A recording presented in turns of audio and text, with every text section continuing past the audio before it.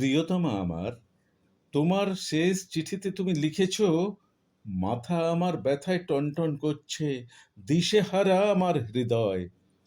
তুমি লিখেছ, যদি ওরা তোমাকে ফাঁসি দেয়, তোমাকে যদি হারাই, আমি বাঁচব না।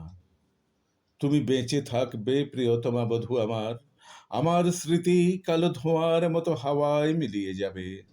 তুমি বেঁচে থাকবে আমার হৃদয়ের রক্তকেশী ভগিনী। বিংশ শতাব্দীতে মানুষের শোকের আয়ু বড়জোর 1 বছর।